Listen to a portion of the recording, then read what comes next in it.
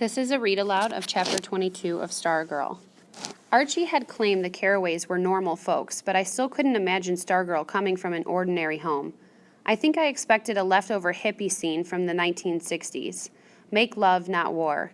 Her mother in a long skirt with a flower in her hair, her father's face framed in a mutton chop sideburns, saying groovy and right on a lot. Grateful Dead posters, psychedelic lampshades. So I was surprised. Her mother wore shorts and a tank top, and she worked the pedal of a sewing machine with her bare foot.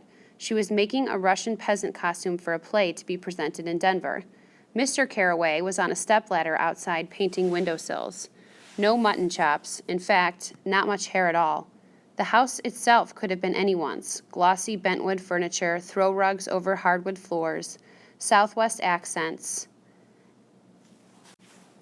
an Anastasia-style wedding vase here, a Georgia O'Keeffe print there. Nothing to proclaim, you see, she came from here. Same with her room, except for Cinnamon's blue and yellow plywood apartment in one corner. It might have belonged to any high school girl. I stood in the doorway. What? She asked. I'm surprised, I said. At what? I thought your room would be different. How so? I don't know, more you. She grinned. Stacks of fillers, a card-making operation? Something like that. That's my office, she said. She let Cinnamon out. He scurried under her bed. This is my room. You have an office? Yep. She stuck her foot under the bed. When it came out, Cinnamon was aboard. I wanted to have a place all my own where I could go to work, so I got one. Cinnamon scampered out of the room. Where is it? I said. She put her finger to her lips. Secret. Bet I know one person who knows, I said. She raised her eyebrows. Archie. She smiled. He was talking about you, I said. He likes you. He means the world to me, she said. I think of him as my grandfather. My inspection yielded two curious items. One was a wooden bowl half filled with sand-colored hair. Yours, I said. She nodded. For birds looking for nest materials. I put it out in the spring. Been doing it since I was a little girl. I got more business up north than here. The other item was on a bookshelf. It was a tiny wagon about the size of my fist. It was made of wood and looked like it might have been an antique toy. It was piled high with pebbles.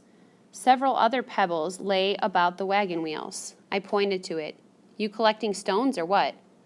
It's my happy wagon, she said. Actually, it could just as well be called an unhappy wagon, but I prefer happy. So what's it all about? It's about how I feel. When something makes me happy, I put a pebble in the wagon. If I'm unhappy, I take a pebble out. There are 20 pebbles in all. I counted 3 on the shelf. So there's 17 in the wagon right now, right? Right. So that means what? You're pretty happy? Right again. What's the biggest number of pebbles ever in the wagon? She gave me a sly smile. You're looking at it. It didn't seem like just a pile of pebbles anymore. Usually, she said, it's more balanced. It hangs around 10, a couple to one side or the other, back and forth, like life. How close to empty did the wagon ever get? I said. Oh. She turned her face to the ceiling, closed her eyes. Once, down to 3. I was shocked. Really? You? She stared. Why not me? You don't seem the type. What type is that? I don't know. I groped for the right words. The 3-pebble type? She offered. I shrugged. She picked up a pebble from the shelf and with a grin dropped it into the wagon. Well, call me Miss Unpredictable.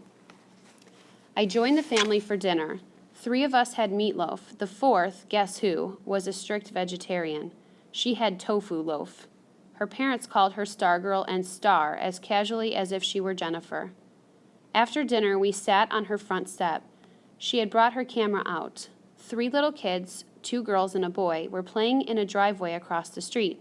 She took several pictures of them. Why are you doing that? I asked her.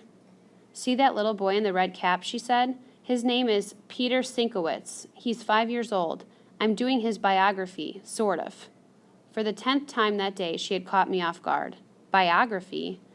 Peter Sinkowitz was coasting down his driveway in a 4-wheeled plastic banana. The 2 girls were running, screaming after him.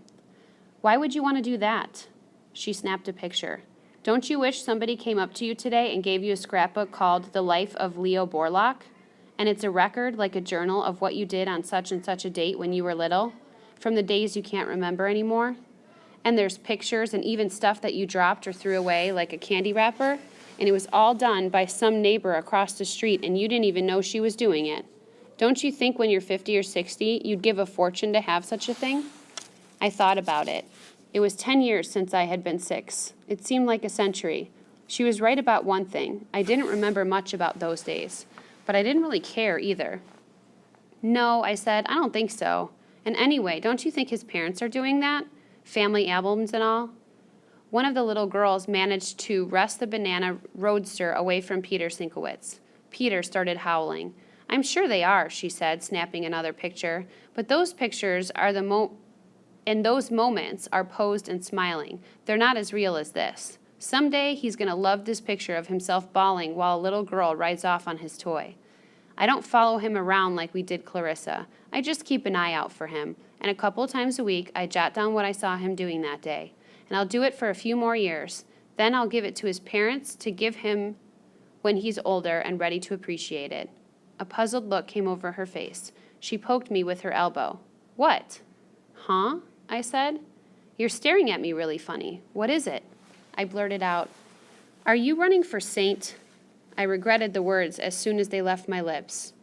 She just looked at me, hurt in her eyes. Sorry, I said. I didn't mean to sound nasty. How did you mean to sound? Amazed, I guess. At what? I laughed. What do you think? You. I laughed again. I stood before the steps facing her. Look at you. It's Saturday. I've been with you all day, and you've spent the whole day doing stuff for other people, or paying attention to other people, or following other people, or taking pictures of other people. She looked up at me. The hurt was gone from her eyes, but not the puzzlement. She blinked. So, I don't know what I'm saying.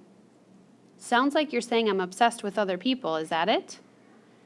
Maybe it was the angle, but her fawn's eyes looking up at me seemed larger than ever. I had to make an effort to keep my balance lest I fall into them. You're different, I said, that's for sure. She batted her eyelids and gave me a flirty grin. Don't you like different? Sure I do, I said, maybe a little too quickly. A look of sudden discovery brightened her face. She reached out with her foot and tapped my sneaker. I know what your problem is. Really, I said. What? You're jealous. You're upset because I'm paying all this attention to other people and not enough to you. Right, I sniffed. I'm jealous of Peter Sinkowitz. She stood. You just want me all to yourself, don't you? She stepped into my space. The tips of our noses were touching. Don't you, Mr. Leo? Her arms were around my neck.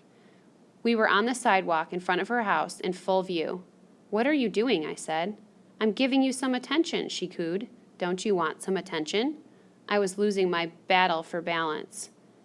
I don't know, I heard myself say. You're really dumb, she whispered in my ear. Yeah? Yeah. Why do you think there are 18 pebbles in my wagon? And then the last remaining space between our lips was gone, and I was falling headlong into her eyes right there on Palo Verde after dinner. And I can tell you that was no saint kissing me.